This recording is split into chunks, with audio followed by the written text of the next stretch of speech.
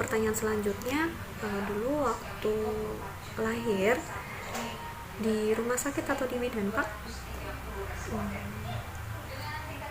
Menurut penuturan orang tua dalam keadaan sehat?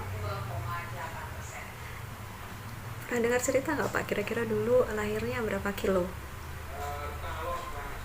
Tidak apa-apa Pak, ini hanya saya menanyakan saja, tapi dalam keadaan sehat ya, dan dibantu bidan desa. Baik.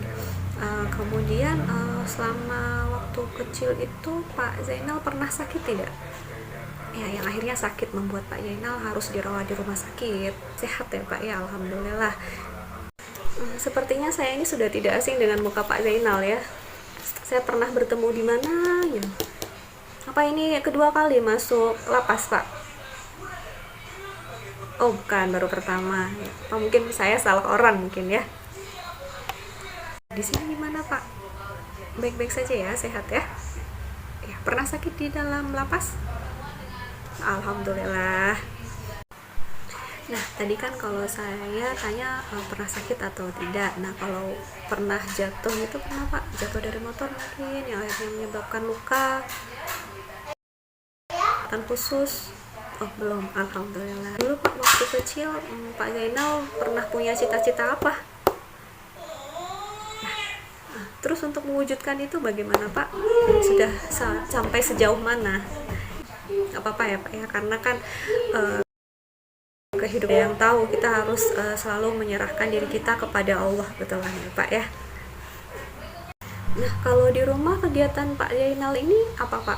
Selain bekerja maksud saya ya, selepas bekerja. Jadi kadang kalau lepas bekerja gitu masih ada waktu suka membantu ayah ya.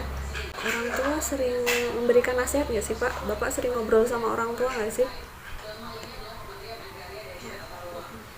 Curhat gitu Pak? Sering ya curhat ya. Orang tua juga mau sharing kan dengan Bapak, kan kadang-kadang dengan kesibukan masing-masing sering lupa untuk sharing, padahal kan itu penting untuk keluarga. Kalau makan bersama ya, atau oh ya seringnya bersama ya ya. Kalau Bapak sendiri merokok, mulai merokok dari kapan Pak? Kalau pakai narkobanya mulai kapan Pak?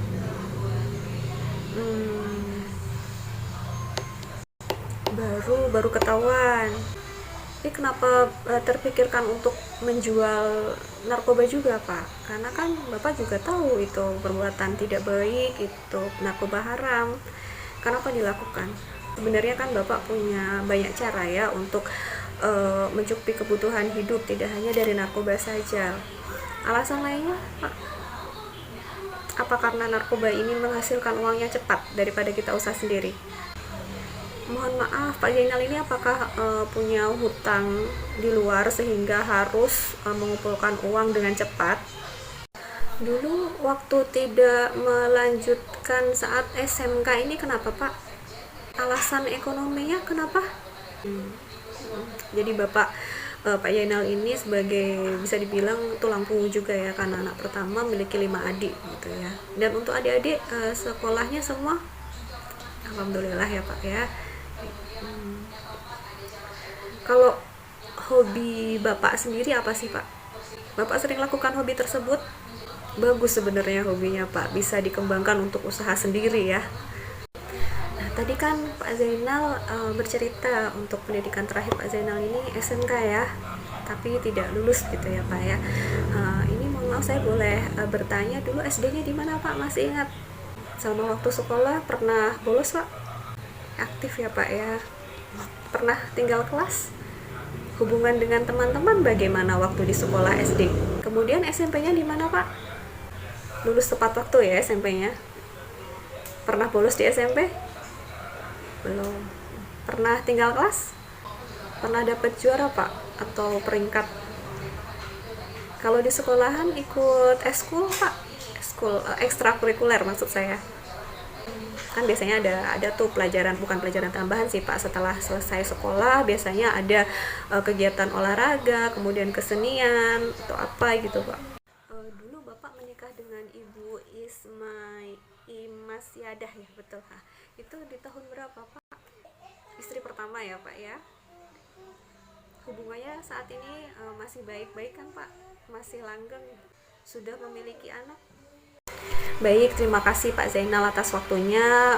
Saya kira cukup ini data yang saya butuhkan. Saya berpesan tetap ikuti pembinaan di dalam lapas dengan baik agar semuanya dapat berjalan dengan lancar. Apabila nanti program pembebasan bersyarat ini disetujui, manfaatkan dengan baik ya Pak ya, jangan diulangi lagi tidak pidananya, tidak pidana apapun, bukan hanya narkotika. Bersedia Pak?